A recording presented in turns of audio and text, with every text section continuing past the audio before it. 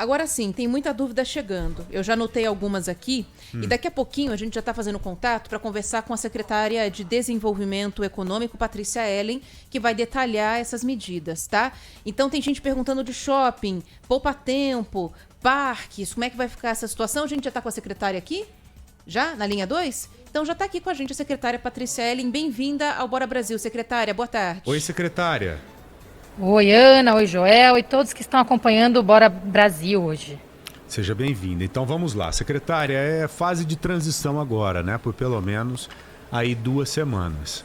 O que nós temos de garantia de que essa flexibilização dessas atividades comerciais não vão, por exemplo, fazer com que os índices voltem a subir? Né? Porque a gente fica com essa preocupação, tenho certeza que o ouvinte da mesma forma. Precisamos voltar com as atividades, não tem para onde correr, estamos desesperados. Mas há alguma garantia de que com essa retomada os números não vão voltar a subir de ocupação de leitos de UTI, por exemplo?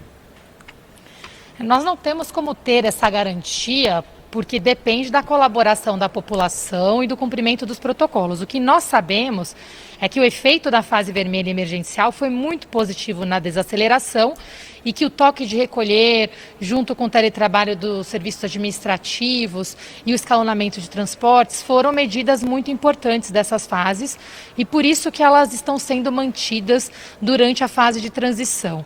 Junto com elas, um ponto muito importante é a ocupação de 25% nos ambientes, que é menor do que será na fase laranja, que é de 40%.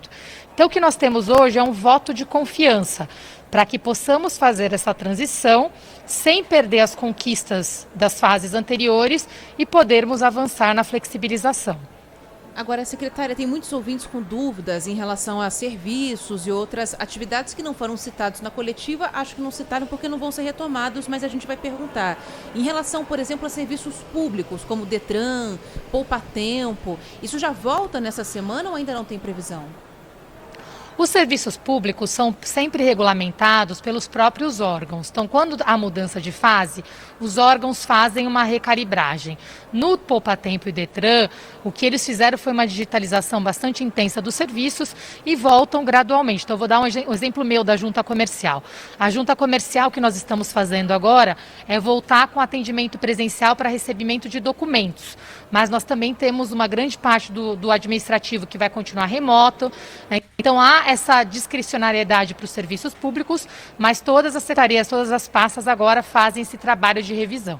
Em relação a shopping, secretário, eles se enquadram nessa categoria de comércio a partir de domingo, né? Sim. Tá, os shopping centers vão seguir, é claro, essa regra, exigida de 25% no máximo de cliente dentro dos espaços, mas pelo que eu percebi, a praça de alimentação continua fechada. Não há permissão, por exemplo, para se alimentar nesses locais nos shopping centers? Na primeira semana, não. Então, nós temos agora, a partir do dia 18 de abril, está permitido o comércio. Então, a entrada nas lojas está permitida, os restaurantes podem funcionar, mas com delivery, takeaway, como já operavam antes. A partir do dia 24 de abril, que é o outro sábado, está permitida a entrada nos restaurantes para consumo no local, com esse horário das 11 da manhã às 19 horas. Agora, secretário, o Joel comentou algo aqui que faz sentido, né? Na semana que vem, a gente vai ter a reabertura de restaurantes, por exemplo, né? O governo já está se preparando para alguma fiscalização mais rígida, em especial no próximo fim de semana, já considerando que muita gente pode achar que já está tudo resolvido, oba, abriu tudo, e aí tem uma aglomeração além daquilo que está sendo permitido pela legislação agora? É o estouro de boiada mesmo. A palavra é essa. Sem dúvida, o governador João Dória, até para fazer esse anúncio da fase de transição de hoje, nos colocou aqui, criou uma grande força-tarefa entre a ciência da saúde e a ciência da economia, para entendermos que estamos num momento muito delicado, onde houve uma conquista de controle dessa segunda onda, mas ainda num patamar muito elevado, e que há uma necessidade de retomada. Com isso, um dos esforços que ele pediu foi exatamente a fiscalização. Vocês devem ter acompanhado já nessas últimas semanas como houve uma intensificação da fiscalização com relação a aglomerações. A mesma coisa vai ser feita nessa etapa agora com relação ao cumprimento dos protocolos. Ele destacou isso antes da coletiva, o vice-governador Rodrigo Garcia mencionou hoje. É um voto de confiança, mas que teremos sim muita fiscalização e acompanhamento diário dos números. Tem ouvinte questionando, desculpa, Joel, pode falar. Não, pode. Sobre praias e parques, você tem alguma previsão de autorização, principalmente para parques, né, por parte do governo?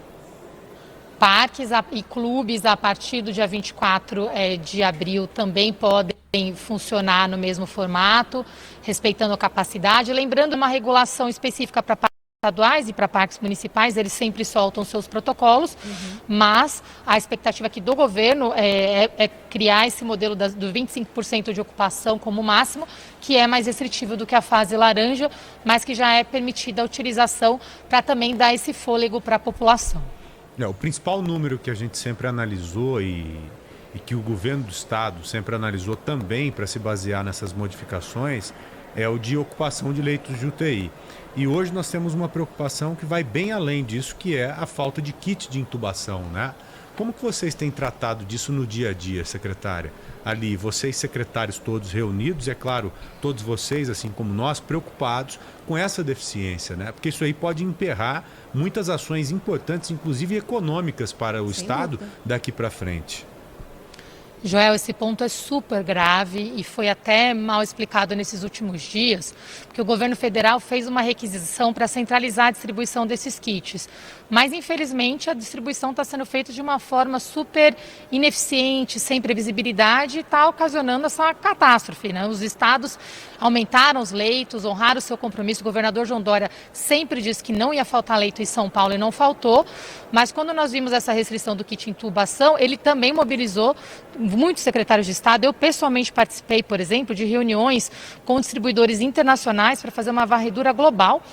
Uma das reuniões que eu participei, houve um mapa dos 10 países onde há esses tipos de medicamentos. O secretário Jean, junto com a Secretaria de Governo, com o vice-governador, agora estão estruturando com a Procuradoria-Geral do Estado uma compra emergencial internacional, né, para sair dos trâmites típicos, porque demora entre 30 e 45 dias, nós não temos esse período, mas é muito triste ver que o modelo que deveria ter dado certo de fazer uma gestão central nacional está dessa forma, num momento tão grave. Não é possível que a gente não tenha medicamento. Tem médico, tem leito, tem respirador e agora não vai ter kit de intubação? Pois é.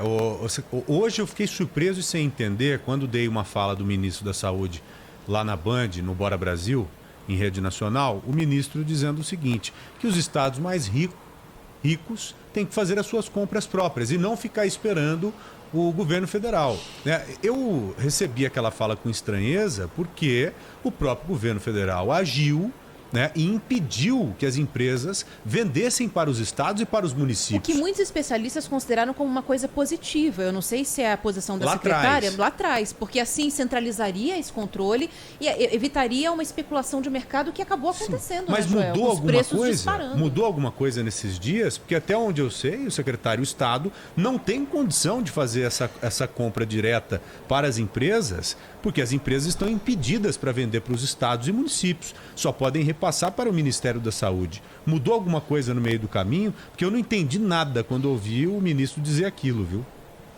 O modelo não mudou, Joel. Eu fico triste com essas declarações que confundem a população e fake news espalha 7 vezes mais rápido do que a verdade, né? Então já é comprovado isso também.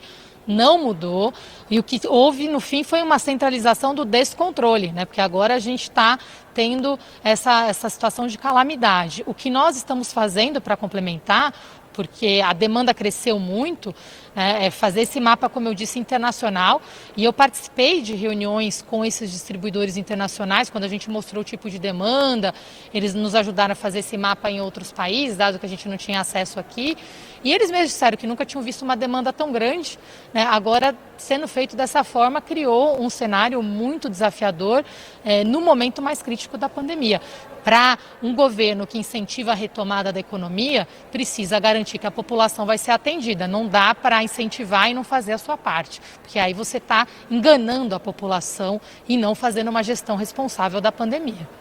Secretária, muito obrigado, viu, pela entrevista. Que Deus nos abençoe nessa jornada árdua que temos pela frente, que teremos pela frente. Um grande abraço à senhora. Obrigada. Agradeço a você, Joel, a você, Ana, e peço a todos que respeitem os protocolos. Nós ganhamos um voto de confiança, um voto de esperança. Vamos todos fazer a nossa parte para podermos continuar nesse avanço. Muito obrigada.